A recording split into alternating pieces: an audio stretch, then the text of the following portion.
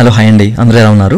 ఇవాళ వీడియోలో తల్లికి వందనం స్కీమ్ గురించి మీకు క్లియర్గా ఎక్స్ప్లెయిన్ చేయబోతున్నాను. వీళ్ళు ఒక గెజెట్ నోటిఫికేషన్ అనేది విడుదల చేశారనమాట. చాలామందికి డౌట్స్ ఉంది, అసలు ఎవరికి వర్తిస్తుంది స్కీమ్, ఎవరికి వస్తుంది ఏంటి అని చెప్పేసి చాలామందికి డౌట్ అయితే ఉంది.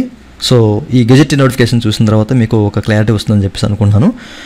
అయితే వీడియోకి వెళ్ళే ముందు ఇలాంటి విషయాలు మీరు మరింత తెలుసుకోండి. కింద సబ్స్క్రైబ్ ఉంటుంది అంటే ఆప్ చేసి మనం సబ్స్క్రైబ్ చేసి పక్కన ఉన్న బెల్ బటన్ని యాడ్ చేయండి. అంతే కాకుండా లైక్ చేసి మన ఛానల్ని సపోర్ట్ చేయండి.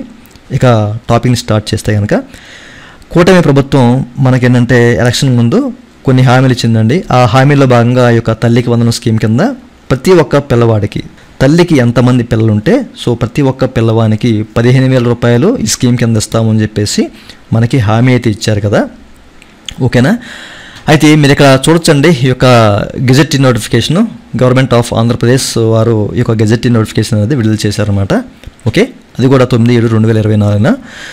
అయితే ఇక్కడ మనకి ఈ యొక్క తల్లికి వందనం స్కీమ్తో పాటు స్టూడెంట్ కిట్స్ సంబంధించిన అప్డేట్ కూడా ఇచ్చారన్నమాట.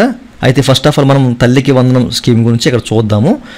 సో వీళ్ళు ఇక్కడ ఈ స్కీమ్ అనేది గవర్నమెంట్ స్కూల్లో చదువుకున్న పిల్లలకి ఇస్తారా, లేకపోతే అంటే గవర్నమెంట్ స్కూల్లో చదువుకున్న పిల్లలకైతే ఓకే, బట్ ప్రైవేట్ స్కూల్లో చదువుకున్న పిల్లలకి ఇస్తారా లేదా అనే విషయం అయితే అక్కడ క్లియర్గా మెన్షన్ చేయలేదు. అసలు ఏ స్కూల్లో చదువుకున్న వాళ్ళకి ఇస్తారు ఏంటని చెప్పేసి అయితే మెన్షన్ చేయలేదు, ఓకేనా?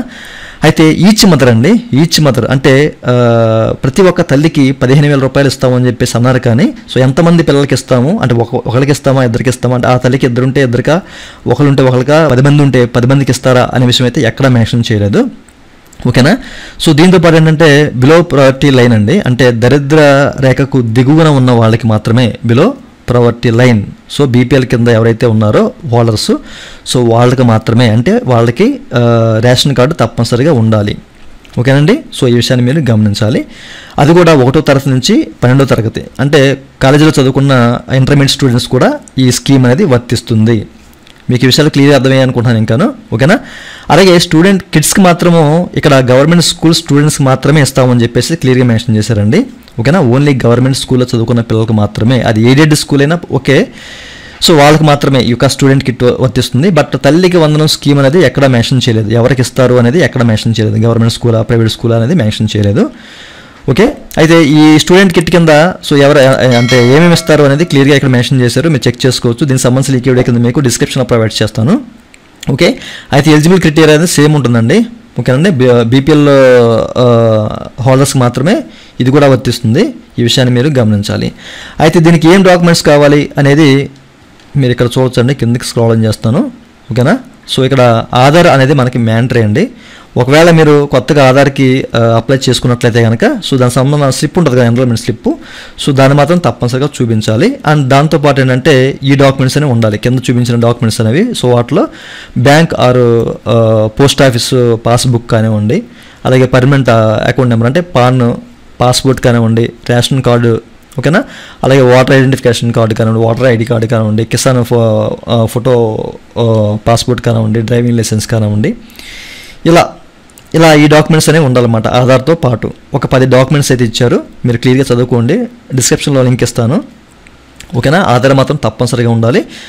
ఒకవేళ మీరు కొత్తగా ఎన్రోల్ చేసుకుంటే కనుక సో దానికి సంబంధించిన స్లిప్ అనేది చూపిస్తే సరిపోతుంది. అయితే ఎక్కడ అప్లై చేయాలి దీన్ని అనేదానికి ఇక్కడ మనకి ఎక్కడ కూడా ఏ ఇన్ఫర్మేషన్ లేదు.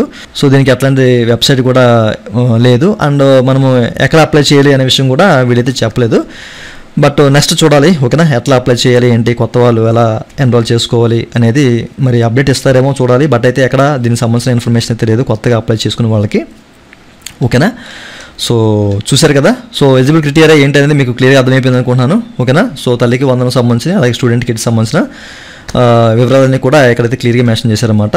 ఈచ్ మదర్, ఒక్కొక్క మదర్కి 15,000 రూపాయలు మాత్రమే ఇస్తామని చెప్పేసి అన్నారు. అది బీపీఎల్ హోల్డర్స్ మాత్రమే, బిలో ప్రావర్టీ లైన్, దరిద్ర రేఖకు దిగువన ఉన్న వాళ్ళకి మాత్రమే ఇస్తారు. బట్ ఏ స్కూల్కి ఇస్తారు అంటే గవర్నమెంట్ స్కూల్కా ప్రైవేట్ స్కూల్కి అనేది మెన్షన్ చేయలేదు. బట్ స్టూడెంట్స్కి మాత్రం ఓన్లీ గవర్నమెంట్ స్కూల్ స్టూడెంట్స్ మాత్రమే ఇస్తారు, ఓకే? ఇంకా మీద డౌట్స్ ఉంటే వీడియో కింద కామెంట్ చేయండి. ఇదండి వాళ్ళ వీడియో.